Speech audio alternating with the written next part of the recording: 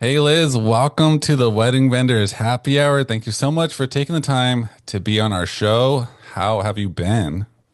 Thank you for having me. I'm so hmm stoked. Yeah, I've been really great. And since I met you guys at the spring retreat that was a hmm couple weeks ago, I feel like the good vibes are still rippling out. So yeah, good. Yeah, when we saw you at the Avenue 12 event, the wellness event, man, we when I heard your talk over everyone, I was just like, we got to get her on the show. Like, I think everyone needs to hear this. This is going to be a great episode just to dive into like your mind's eye and also like your well-being for the industry. I feel like yeah, vendors need to hear it and kind of just this episode's gonna get heavy. That's all I can say. My My goodness. favorite. I'm like, let's go deep. Yeah, this is gonna get wild. All right. So before we dive into the questions, can you let like everyone know who you are, what you do, and what your favorite drink is? All right. So my name's Liz Kerrigan. I am a spiritual coach, shamanic practitioner, energy worker, breath work facilitator, ceremony facilitator, um, trauma-informed care practitioner. You Yeah, Wow. The got it list goes all. on. Oh my goodness. Yeah. I have to figure out a way. I wish there was like one thing I could say that encompassed all of those things, but there isn't. So right now it's just like a Rolodex of a bunch of stuff. Love it. Love it. And what is your favorite drink? Yes, my favorite drink. The first thing that's coming to mind right now is an Aperol Spritz. Ooh, love that. Really good drink right there. Sounds good right now. I know. So Yes, nice. please. So Liz, can you just share a little bit behind Soul Purpose now and what inspired you to first start the business? Mm. Yeah, so Soul Purpose is the name of my company. I do a lot of different offerings through that company, including one-on-one client work. I do microdosing programs. I facilitate larger retreats and act as a spiritual guide and counselor to either groups or with one-on-one work. And gosh, I mean, I really got to a place in my life where I felt like I had to start Soul Purpose. Like I didn't have a choice. It was like my destiny in a lot of ways. Oh, Wow. And that happened because, like all of us, I was sort of living a life where I didn't feel great. I felt like there's more out there. I should be feeling better than I was. It just felt like there was something missing. And I also had, a traumatic childhood and things like that. And so I was on a journey of healing, but talk therapy was falling short for me. That was something that I had done for a very long time. And ultimately, while talk therapy is so beneficial and I recommend it for everyone, I do believe that after a while, it can begin to fall short. And I work with a lot of therapists who also tend to agree. At some point, you're just sort of repeating your story over and over again. And so it can be valuable to step into other modalities that help you expand the ways that you might be healing.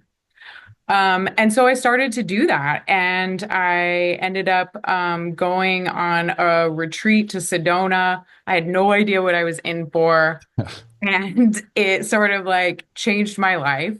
oh, And then immediately after that, I found a shaman and started to do work with psychedelics. So doing like actual um, mushroom ceremonies where you take like a macro dose with an experienced facilitator, in my case, a shaman, and wow. you go inward and you sort of see what's there. So I started doing a lot of that work and ultimately learned so much so fast and felt like I healed so much of my past and really started to step into the person that I was meant to be.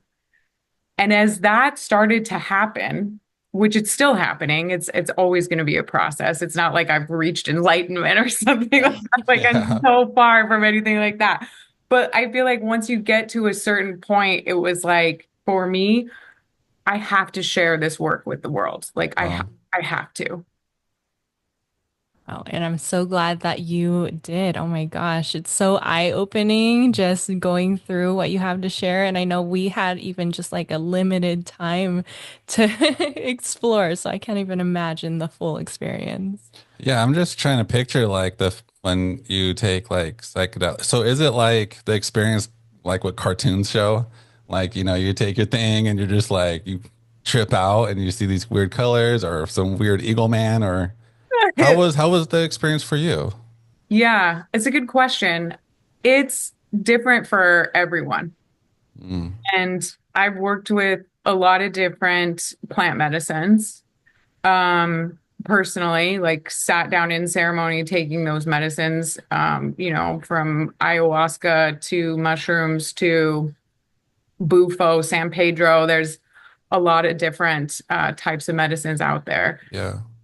And I don't know how many ceremonies I've actually sat in, to be honest, but every single one is different Mm, and it's different for every person. I So bet. when you're doing it in a really safe, energetic container, where you are safe to experience whatever you're supposed to experience, that is exactly what happens. You receive what you're meant to receive at that time in order to sort of like take the next step on your soul's journey, if you will. Mm. And so, yeah, sometimes that's a lot of visions and crazy colors and, maybe crazy beings, Yeah. you know. And other times it's, reliving past memories. Other times it's maybe it is just like shapes or like sacred geometry type stuff. It's completely different every single time. Wow. And I would say the more that you can surrender to the experience, the more that you can let go, the deeper you go and the more of an experience you have. So, Yeah, that's super fascinating because I know when people hear like, oh, I'm taking a little mushrooms, it's like this taboo word. Everyone's just like, oh no, that's bad, but you take like what you said, like micro doses and then it kind of just In a controlled setting, right? yeah. well, That's yeah, there's a difference. So either way, you want to do it with a skilled professional. And I think yeah. Uh-huh. like people have to decide like whether that is a spiritual route for them or whether that's a therapeutic route. And Mm, there's a lot of like ketamine therapy out there right now that's perfectly legal that you can do with a therapist. And there's a lot of people are seeing a lot of success with that type of work. wow. Um, or you can go the plant medicine route where you, in order to do it legally, need to leave the country Yeah. to do that.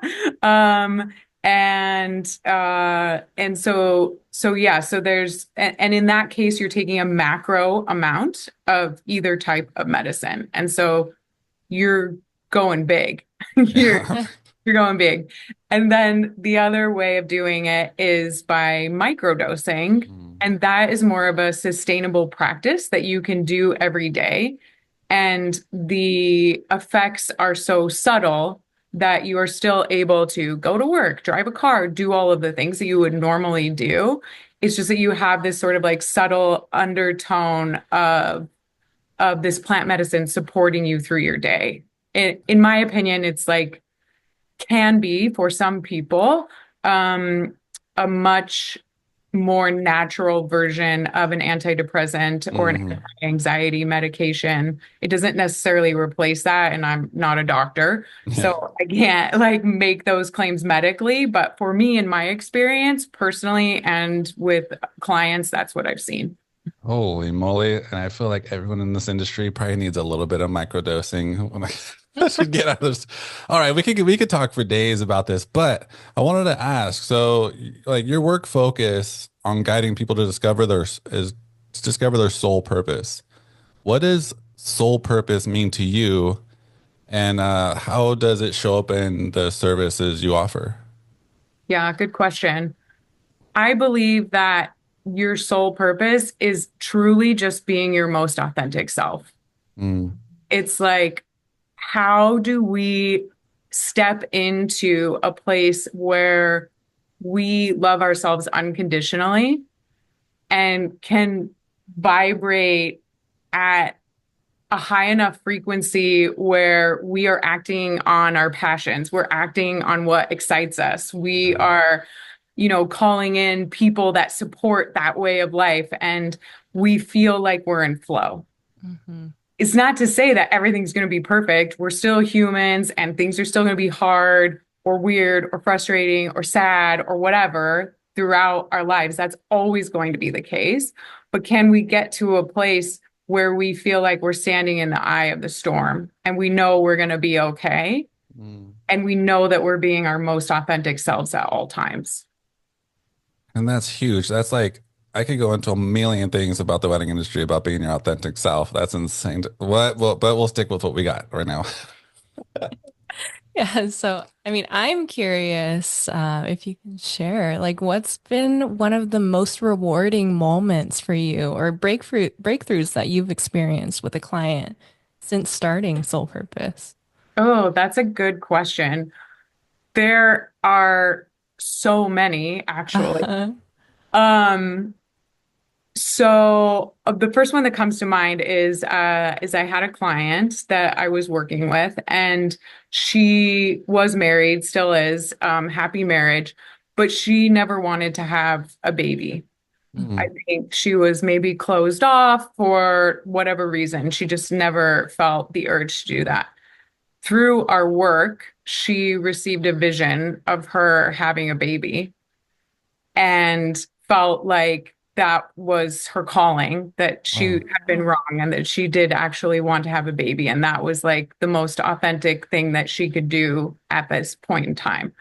And last weekend, I just flew to where she lives and met her 1 year old. oh, Oh, that's nice. Look at so that. sweet. Super sweet. Yeah, so that's pretty cool. That's pretty cool. Yeah, that must have been rewarding. So you like helped her find that, or she just that vision just came to her randomly?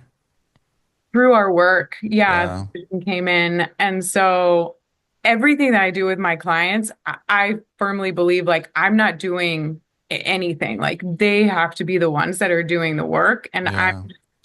pointing, Right. pointing different directions or Hmm. suggesting different ways to look at things, right? And so if people can be brave enough to step outside of themselves and look at things from a different perspective, there's all of the answers already exist inside of us. We just have to make space for those answers to come through. That's true. That's just a hard hitter right there. I was like, all right, Liz. So everyone that's listening knows right now, you know what you're talking about. And so now I want to get into some wedding industry questions here. That involves like what you do. So how important is mindset and emotional well-being for entrepreneurs in the wedding industry? And like, what first steps do you recommend for vendors looking, to prioritize this? It's a really good question. And I mean, mindset and emotional well-being, in Hmm. my opinion, is the most important thing when you are an entrepreneur. It's the most important thing because the way that you are feeling and the energy that you are putting out is going to trickle down into everything that you do. Not only that, it's going to create this energy field around you that is either going to attract more of what you want or attract more of what you don't want. And but it depends on whether you're vibrating, positively or negatively, right? And so if you are not taking care of yourself, if you are exhausted, if you are struggling with maybe healing, yourself mentally from your past or from your childhood, like all of that energy is going to emanate out. Mhm. And what that's going to do is either it will attract people and situations and events that are maybe also vibrating at a low vibration, at a low Interesting. frequency. So the higher that we raise our vibration, the more likely we are to attract higher frequency people, higher frequency events. Things are just going to go like the way that they're supposed to, and we just have to show up and follow the breadcrumbs. Hmm. So I would say that from that perspective, really important. But also, people can feel what you're going through. Yeah. Everyone on this planet is psychic. We've just been taught, trained, parented to believe that we're not. And Really? so we can feel what other people are going through. Like, Hmm. right away when you meet somebody, like, ooh, I don't know if I want to do business with this person. Hmm. And that probably is because they have some stuff to clean up, inside their inner landscape. Dang, that is, see, there's, okay, I'm gonna get into it. That's so crazy to think about because, like you mentioned, I was telling Jade one time, I was like, whenever you're like just minding your own business, you could like feel someone just staring at you. Like you just have this psychic, and you turn and then you see someone stare at you and they look away. Like we all have superpowers. That's a Totally. superpower. That's crazy to think For about. sure. For sure. We only, as humans, I hope I don't get this wrong. It's 0.000, I believe. I hope I didn't add an extra zero. We only see 0.00035% of the visible spectrum of light. Oh wow. What that means is that there's so much happening all around us all the time that we don't see with our physical eyes. But Mhm. if we tune in and quiet our mind, we can feel that stuff. Oh my God. That's why when people say you need to like, so would meditation help like feel just your mind's eye, I guess. I don't know. Yeah, meditation helps a lot. I think what meditation can do is a number of things. For one, it can help to sort of like train and reprogram ourselves to Hmm. quiet down the monkey mind, so to speak. Yeah. And so that when we find ourselves in situations high stress, the wedding industry is very high stress. You guys are putting on huge productions all the time, Mhm. mean everything to the person Hmm. that you're working for, right? Like that this is the biggest moment of their life. There's a lot on the line. Yes. So, how quickly can you go from being really activated by something that happens to relaxing your nervous system and being calm so that you can weather the storm and so that you can professionally get through the situation, but also so that you're not exhausted and completely depleted on the other side, too? So that you Yes. aren't, right? Because, like, maybe you've gotten really good at faking that. Maybe you fake it all day, but inside you're like, oh, like, just it's so hard, right? And then on the other side you're just exhausted and depleted, and it's like, why do I do this? Because I'm just so tired every time. And That so literally like is transitioning to my next question. I mean, you said it yourself, the wedding industry is just so known for its long hours and high pressure situations, like you said. And so, how can wedding professionals use your methods to avoid that burnout and maintain balance during, like, especially peak wedding seasons? yeah, totally. I mean, I think Derek, you nailed it. Meditation is definitely like a number one priority. And there's so many ways to meditate. There's so many apps out there now. It's like just pick one that speaks to you, and go with that. But learning how to meditate can be very helpful. And it makes Hmm. all the difference when you start your day with a meditation. Even if you can only do 5 minutes, Yeah. worth it. Or if you decide maybe I'm going to meditate during lunch or meditate before you go to bed, that I would say is number one. Number two is journaling. I It's tough. know like a lot of people have a love or hate relationship with journaling. Um, but for me, journaling really expedites um, healing, but also it allows us to get really honest with ourselves. Mhm. And one of the biggest ways I think that we can stay calm when things are crazy is by creating a dialogue inside of ourselves Hmm. and really understanding where the thoughts and feelings that we're experiencing are coming from, because then we can make sense of it. So, a big cornerstone of my practice is basically understanding that our thoughts and feelings are usually coming, not usually, are always coming from one of two places. They're either coming from the voice of love, which is our true self, Mhm. or they're coming from the voice of fear, which is our ego. Mhm. And our ego is there to keep us safe. So, a common misconception, I think, for people is that the ego is like this like self-inflated Mhm. like we think we're so good. Like, oh, they must have a big ego. Yes and no, like that's part of the ego, but the ego's number one job is to keep us safe. Yeah. And so that voice is always going to be associated with fear. Don't take any big risks. Make sure that you don't say anything that's going to make people not like you. The voice of fear, our egos, a lot of times is that critical voice that's like, oh, you're not smart enough, you're not rich enough, you're not successful enough, you're not, that voice, that sort of like inner critic that can be on repeat. That's a voice of fear. And it's trying to keep us safe by either keeping us small Mm. or sometimes by keeping us motivated to like keep going. It's just doing it in the wrong way. Interesting.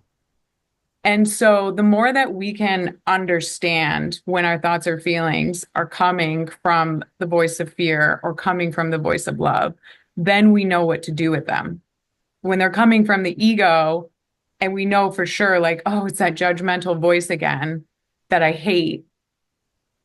Okay, we know we need to stop and reset because number one, we really don't want to hate anything that's happening inside of us because it's our own. It's like that would be like hating one of our children or something like that. It's like, no, like this is a voice that's happening inside of me that's trying to keep me safe.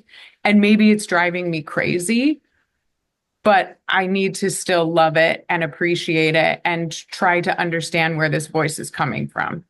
So, okay, this voice is telling me that, that I'm not smart enough. Thank you, ego, for trying to keep me safe, Mm. but I choose the voice of love instead, or I choose my true self instead.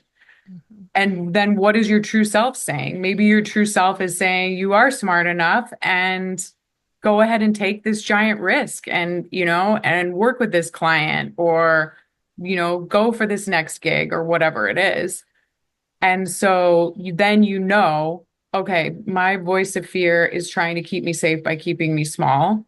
Thank you, but we're not going to do that. And then we sort of like hold its hand. Yeah. We follow our true selves. We follow the voice of love that guides us to do the thing that we were scared to do, but we're going to do it anyway. Mm. Man, there's so much. We are actually going to get into some ego questions, but I like what you're mentioning. So, like, how do you? Because I feel like the negativity sticks in longer and stands out more than the positive. You know, like everyone remembers that negative thing you said, not your positive stuff you've mentioned to someone. Do you think that like how does someone go to that love side? Yeah. Switching doesn't have to be hard. I think we tell ourselves it's really hard because we know that critical voice so well. Yeah. We've been trained, parented, conditioned our whole lives to follow that negative voice that keeps us safe. That's what our parents did. That's what our parents' did. Like it's nobody's fault. It's just the way that we've evolved is to follow that voice. And so it kind of becomes the only one that we know. Mm. And so by really going inward and starting to understand that there are those two voices, like, were you guys there at the retreat when I did the exercise where we named our ego and our voice Yeah, and yeah, our voice of Yeah. love? Yeah, yeah. yeah. Yeah. So we can talk about that as well. But basically, when we name those two voices, we give them personalities and we sort of like allow them to come to life a little bit so that we can know, like, okay, this is definitely coming from the voice of love. This is definitely coming from the voice of fear. That's step one, knowing where it's coming from. And then after that, it's about acting on the voice of love, acting on that true self, everything that it's suggesting. And you do it one time and it's like, okay, cool. Like, I know how to do this. And then you have to do it again. And then you do it again and you do it again. And the more that you do it, just like anything, it starts to become second nature or hopefully first nature. So it takes time. One of the things I like to think about is, so we're working with energy, but we're also working with biology, with like the neural pathways that are in our brains, right? And so we all have a default mode. And right now, maybe that default mode is following our egos more than our true selves. Mm. We can walk those, like, I think of those neural pathways like hiking trails that you've been on a gazillion times. You could walk those hiking trails blindfolded with two hands tied behind your back. It's like they're so easy and you just know them so well. So what we have to do is actively choose a different path. You actively choose a new path that you haven't been down before.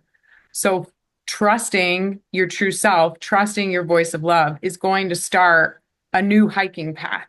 But you have to choose with awareness to take that path. And it's going to take a minute. You might have to like bushwhack your way through some bushes. You might have to move some boulders, right? Yeah. To wear this path.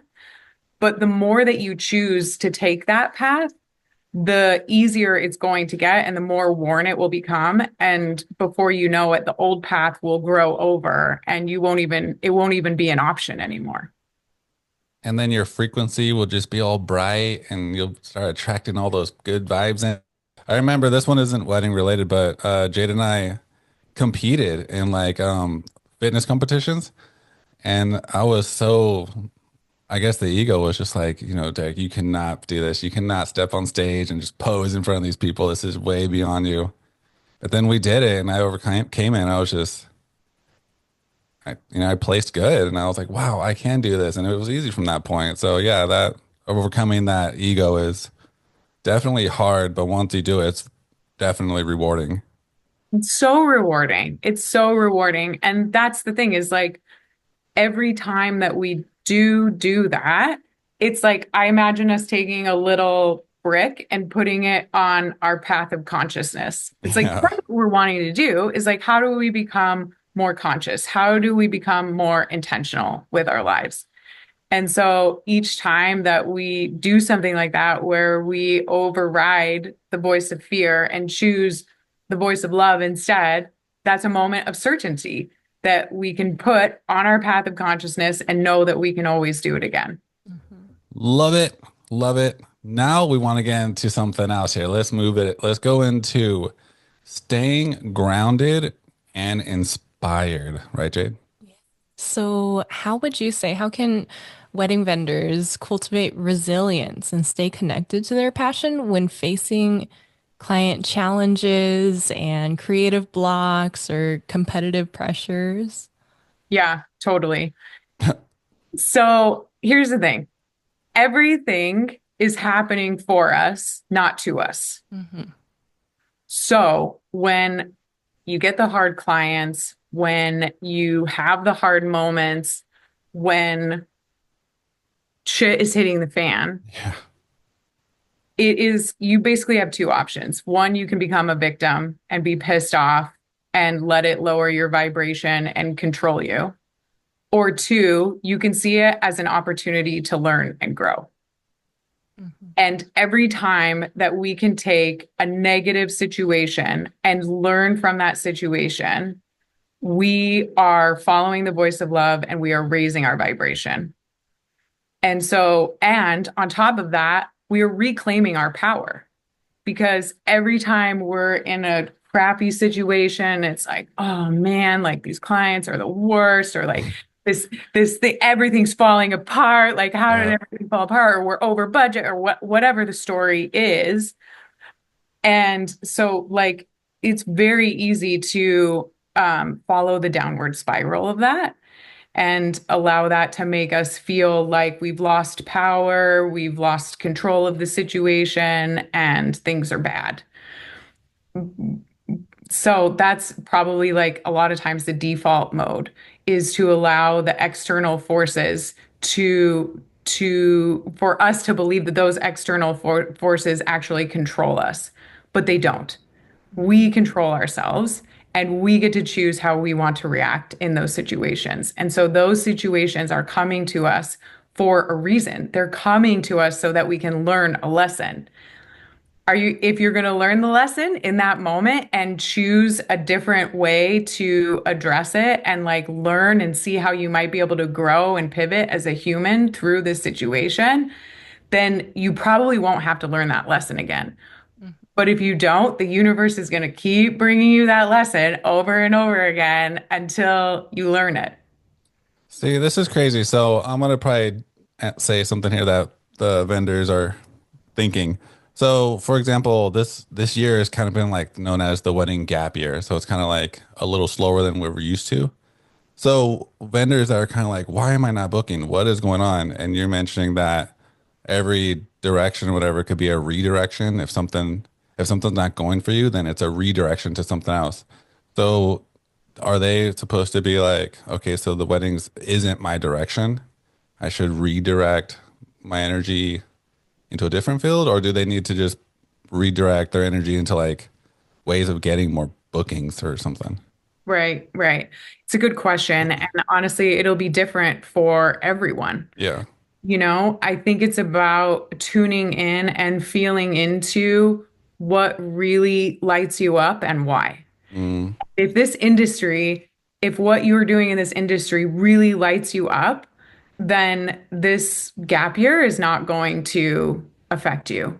Like it could be an opportunity for you to scale your business in a different way. It could be an hmm. opportunity for you to learn a new trade that might benefit your business. It could be an opportunity for you to slow down and rest, True. and then come back even stronger when things start picking up again. Hmm. I think it's an interesting time for a lot of industries right now, and people are seeing some slowness. Yeah. And so I do believe that it can be an opportunity for us to go inward and really look at what we want to be doing with our lives. And if the answer is staying in this industry, then tune into that and feel into what ways you can change and grow in order to make you stronger and better as a human, which will in turn then attract the business that you're looking for. Dang, that was a heavy answer right there. That was that was good. And I feel like sometimes it's so because instantly you just had that mindset of just like the positive, it might be something for you to learn a trade that could actually boost up your business or all this. And I feel like as industry in the wedding industry, we're kind of just like our photography mindset or planning mindset. It's just like, why am I not booking? What am I doing wrong? Is my website not being seen? Is my Instagram not being seen? Is no one referring me?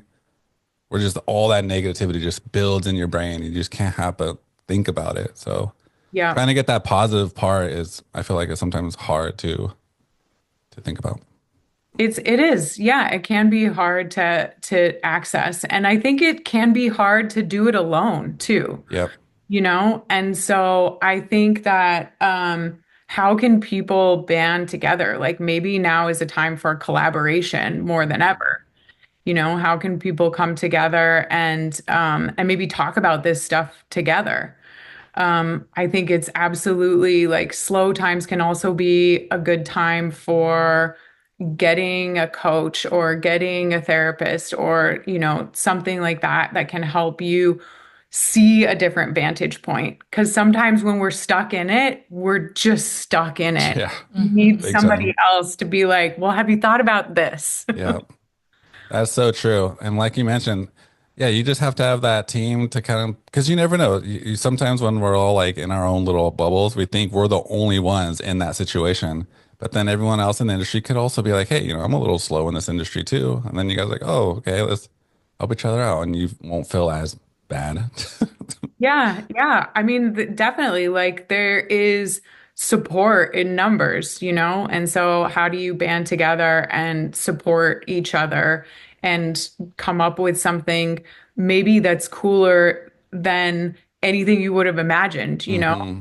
What's the saying? I can't think of it. There's a saying about like sort of like in scarcity, the coolest stuff can happen. It's kind of like Hmm. if you go to like, I think this saying came out of the Depression or something like Oh, that, geez. and I'm not nailing it, but it's like some of the best like dishes in cooking have come to be because people only had like three things in their cabinet and they figured Facts. out how to use those three things, and now it's like delicious ratatouille or something. I don't know. So I like what you mentioned earlier about that heavy thing you said about finding your life's purpose, what you want to do in life.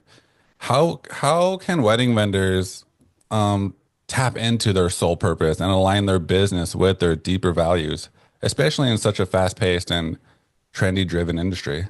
Personally, like the first thing that comes to mind is sitting down and making a list of the things that you do within your career that light you up, Mm. and a list of things that drain you. And maybe that includes a list of clients or other people that you work with that light you up, and a list of people that drain you. Mm. And just sort of seeing what things in your life are creating vitality, are making you excited, are not depleting you, and focus your energy on those things. Focus your energy on collaborating with those people. The stuff that is draining you, that is dragging you down, deserves inquiry. I'm not saying that you should just give up on those things or quit them, but it does deserve some inquiry. Like, why are those things depleting you? Why are those things making you feel exhausted? Why are you resisting working with those people or doing those job responsibilities?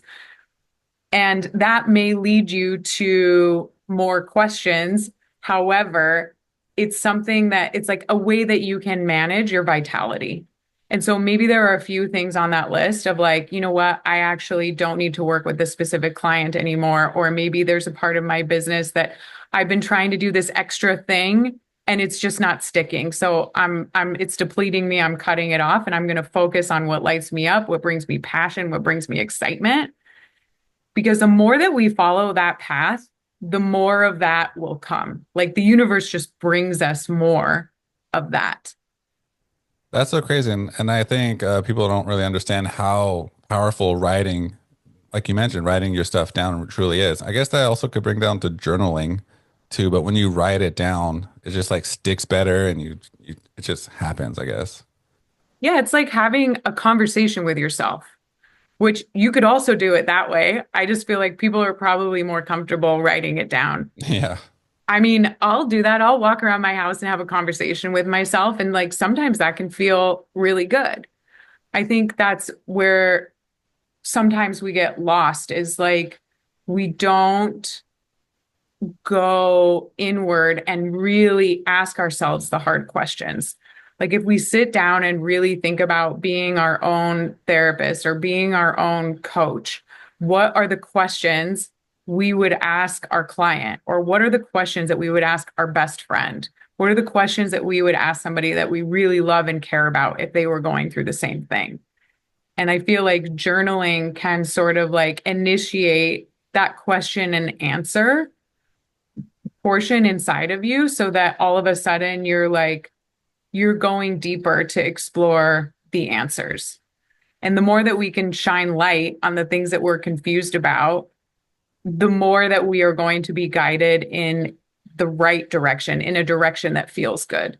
It's when we sort of like stay stuck and stagnant and we're afraid to look inside Mm, that usually we're just going to stay. We just stay. We do the same things yep. and we have the same routines and we keep trying the same things over and over and over again, but they aren't working. Yep. And it's like, okay, it's time to get serious and honest with yourself. And I promise that you can do it. And it's not as scary as it sounds.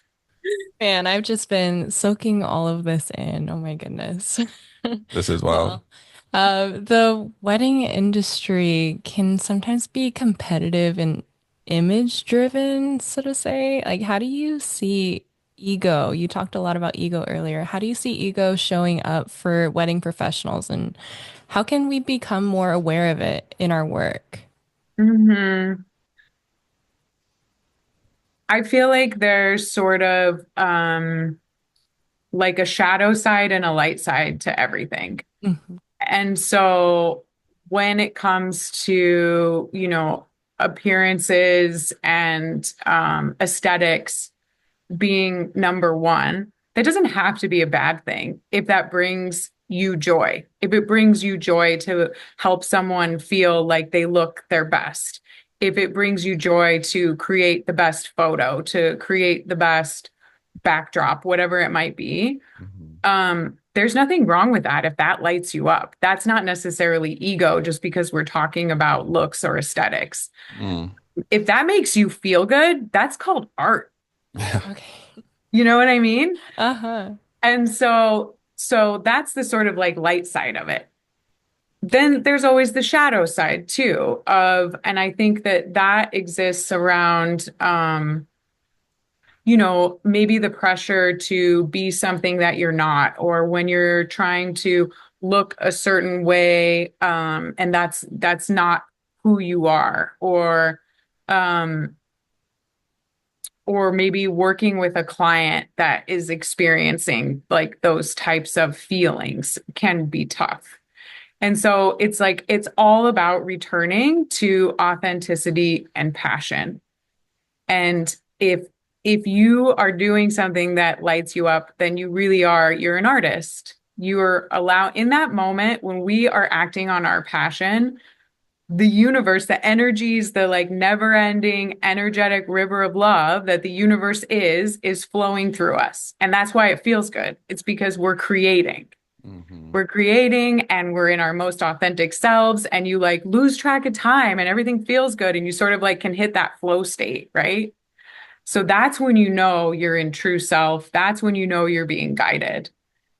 I think anything else that sits outside of that can be a learning moment, right? And so kind of what we talked about earlier. It's like if this is making me feel not so great, or this is making me feel wrong, or there's something about this situation that's not sitting right with me, or I'm feeling drained, or I'm feeling angry, or I'm feeling like I've lost my power, my control, then don't be the victim.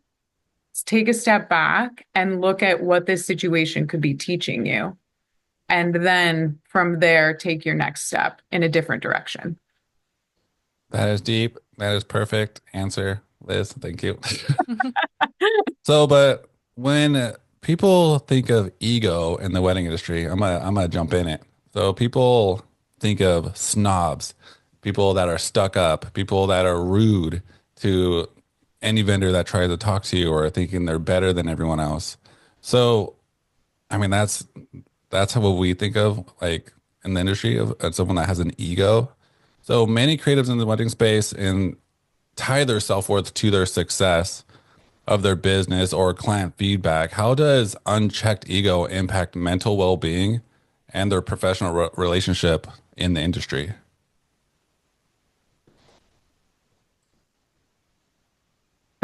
We packed a lot in there. Yeah, that was like five questions in one. Let's see what wants to come through. Okay. So, first of all, I think that anyone who is operating from a place of like they're too good, or they come across as snobs, or whatever that might be, the unchecked ego, Mhm. that is someone who's living in fear all the time. Mm, And so it's also like, as much as we can, it's none of our business too. Like true. each person, each one of us are on our own individual path. Some people will reach a point where they're ready to walk a path of consciousness. And when you are ready to go inward and really get to know yourself, I think that you automatically start to have compassion and gratitude for people who drive you crazy because they can be your biggest teachers.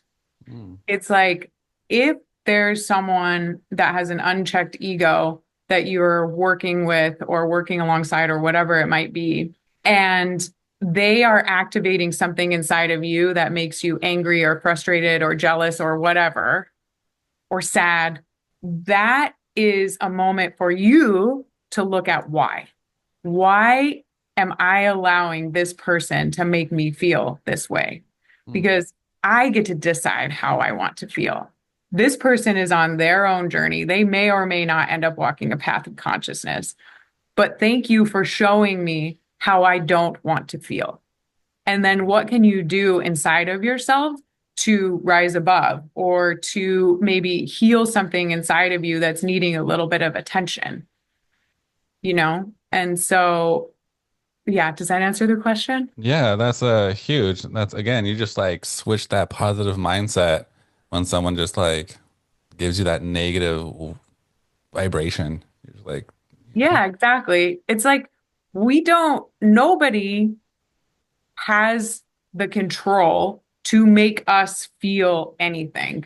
mm-hmm. We get to decide what that's going to be. And Yeah. there are varying degrees of that, obviously. Like, when we're talking about things that happen at work, that's one thing. And then, there are far worse things that can happen, and obviously it would be hard to say that like, you know, it's not that I'm saying you can't feel sad if somebody does something that would obviously make you sad. But what I'm saying is like that there is a nugget in there for us to learn from. There is, that's the moment when we get to decide if we want to be the victim or if we want to like rise up and follow our voice of love.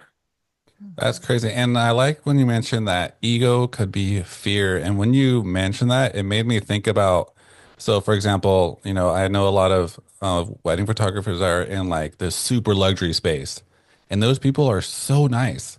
They're like, give me any, like, help me out with any kind of information that I need, or they'll check out my site. I'm like, hey, this is what you should do. They're not fearing me as a competitor. They're not like afraid of losing bookings. But then sometimes if you like look at people that are under that space, they're they could be very standoffish. They could be, I guess, like you said, maybe they're in fear. Maybe they very competitive. They don't want to lose bookings to you, I guess. I don't know. Exactly. Exactly. The ego is very competition based. The ego is there to believe that there's not enough to go around Mm-hmm. and that there's scarcity and that if you don't get it for yourself, somebody else is going to take it and there's not going to be another one. Mm-hmm. I think true self would have us believe that there's more than enough work to go around. There's Yep. more than enough money and clients and events to go around, and that we will attract what we're meant to attract when we're ready for it. And we sort of like let go of control a little bit. You let go of attachment to outcome Mm. and trust that your credentials, that the work that you've done so far, and the energy that you bring to every job will attract the right jobs to you. And that's not to say that you don't still have to advertise and do the work and all Mm-hmm. of that. But when we trust and just release some of that control, we allow space for the universe to bring us something better than we ever could have imagined. I think when we're operating in the ego, we're like trying to control every little thing. And like, if I don't book this client, I'm not going to be okay. And like Yep. everybody else out of my way because I'm screwed if I don't get this thing. Yeah. Or like, then that means I'm not good enough or whatever the story is. And so, yeah, it's a lower vibration and usually doesn't allow space for the universe to bring us really good stuff. That was perfect answer. That was good. I'm sure a lot of people could relate and will take away Uh, that for sure. All right. So, Liz, you answered everything amazingly. I mean, I'm sure everyone got some awesome insight and tips from you. But now we want to jump into a little game here. We, Uh-oh. we like to call this game this or that. So basically, we're just going to give you two answers and you choose which one you like. just Okay, rapid fun. fire. First thing that comes to mind. Okay. Sunrise or sunset? Sunrise, Meditation or journaling? meditation, Coaching one-on-one or group workshops? workshops, Intuition or logic? intuition, Coffee-fueled mornings or herbal tea evenings? coffee-filled mornings, Vision boards or written affirmations? vision boards, Working with creatives or corporate clients? creatives, Energetic hustle or slow and intentional? energetic hustle. There you go. Networking events or solo reflection retreats? Ooh, why is that a tough one? Solo reflection retreats. That sound cool. All right. Speaking on a podcast or hosting a workshop? Oh no! We won't be hurt. Oh, there you go. Inner work or outer strategy first? Inner Spiritual books or business books? spiritual books, Busy wedding season energy or off-season reset mode? off-season reset mode, In-person connections or virtual coaching calls? in-person connections, Following your gut or following the plan? following your gut, And last but not least, spiritual retreat in Bali or nap on the office couch? oh, Bali. Bali would be amazing. Yeah. Man, that'd be so cool. All right, Liz, thank you so much, but we're not done yet.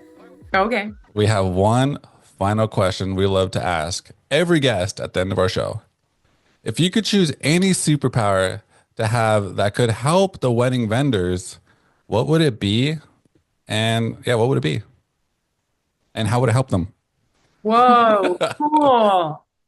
I wish that I could have the superpower that, like, when I sprinkled magic fairy dust on people, they had unconditional love for themselves and could see Mm. infinite potential. Wow. Liz will just be the little Tinkerbell. Just Totally. popping little fairy dust and everyone. Oh, everyone will just have their We love need love that themselves. fairy dust. Yeah, we need that fairy dust in this industry, Liz. Yeah. Yeah. You guys got it. It's inside of you already. It's true. Oh. All right, Liz, where can everyone find you? Where can our listeners find you? You can find me. I'm an interesting human being. I do not do social media. Oh, well, that's probably good too. Yeah, it's been good for me. I operate all on word of mouth, which has been awesome. So you can find me on my website, which is mysoulpurposenow.com. Perfect. Amazing, amazing. Everyone, you heard it. Go reach out to her, get some amazing tips and advice for self-love. All right, guys. Liz, thank you so much for taking the time to be on our show. We've Thank learned you. so much. Oh, thanks for having me. This was so fun.